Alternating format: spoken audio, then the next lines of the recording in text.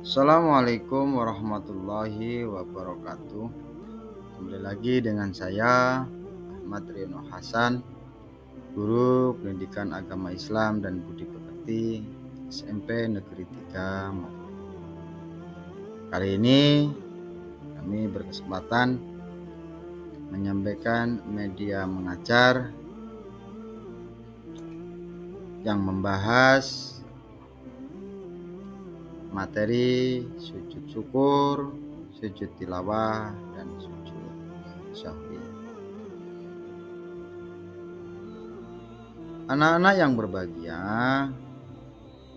dalam materi sujud syukur, sujud tilawah, dan sujud syahwi ada beberapa tujuan pembelajaran yang ingin dicapai dari materi tersebut. Yang pertama, peserta didik dapat menjelaskan sujud syukur, sujud syahwi, dan sujud tilawah.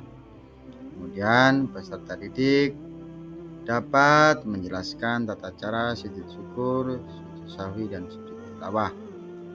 Selanjutnya, peserta didik dapat memahami hikmah yang terkandung dalam sujud syukur, sujud syahwi, dan sujud tilawah. Baik, kita langsung ke pembahasan. Yang pertama adalah sujud syukur.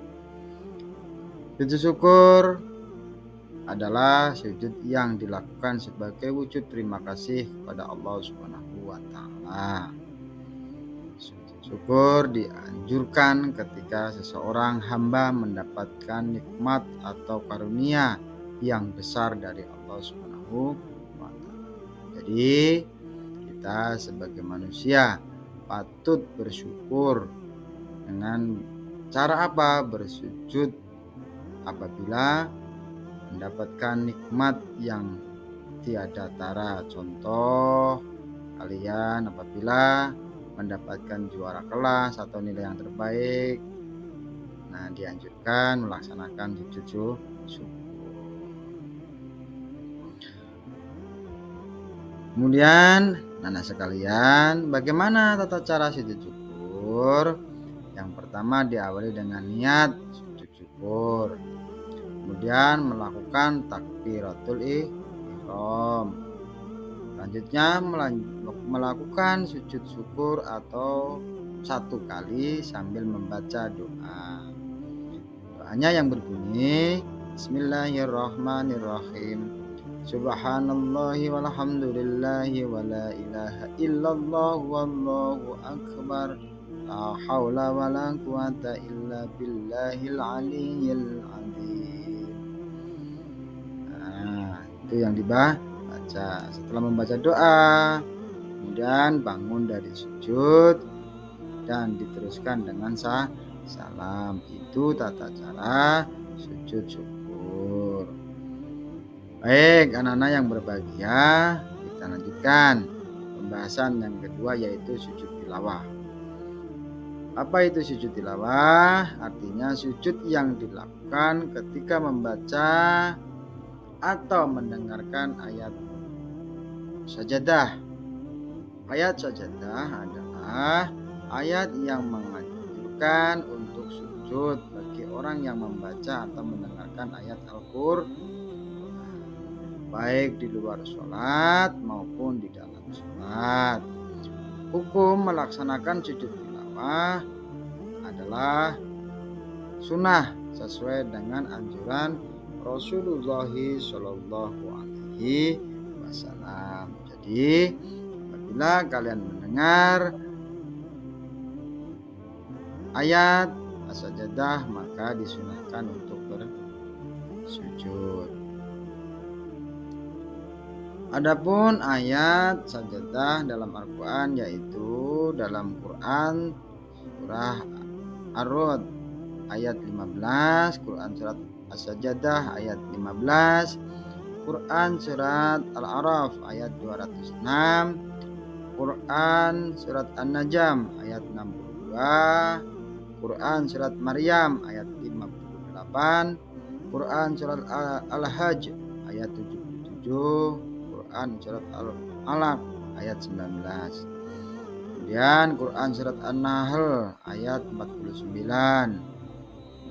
Lanjut, Quran surat An-Naml ayat 26. Quran surat Al-Isra ayat 109.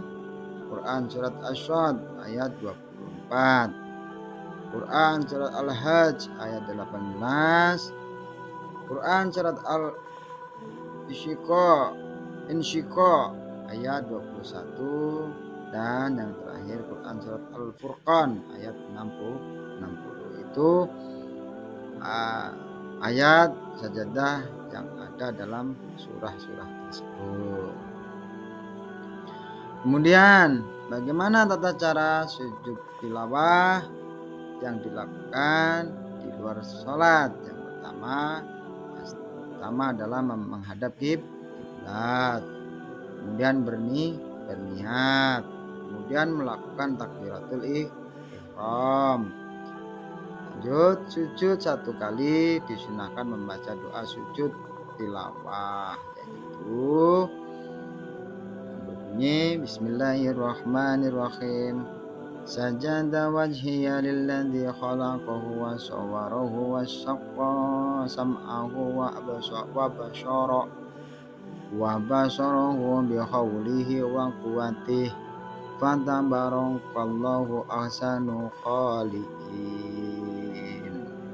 Nah, setelah membaca doa tersebut dilanjutkan bangun dari sujud dengan membaca takbir, kemudian melakukan salam.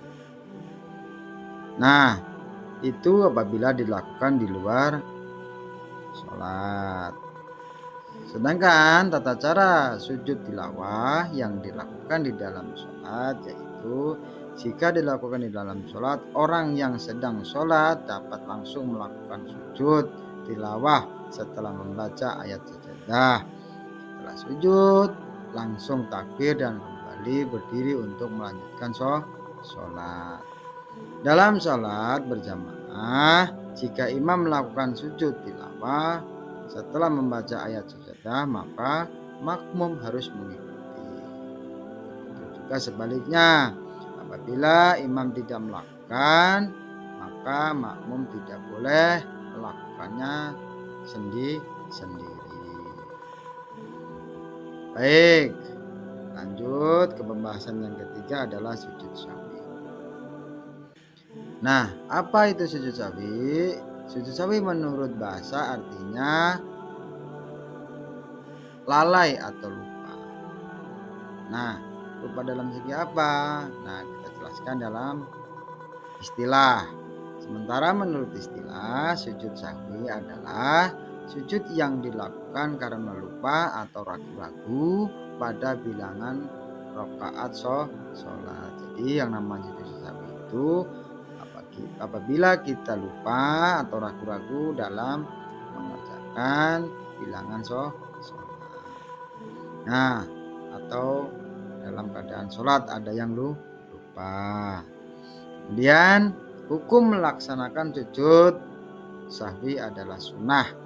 Sujud sahwi dilakukan untuk menyempurnakan kekurangan dan kelebihan bilangan rakaat yang disebabkan karena lupa atau ragu-ragu.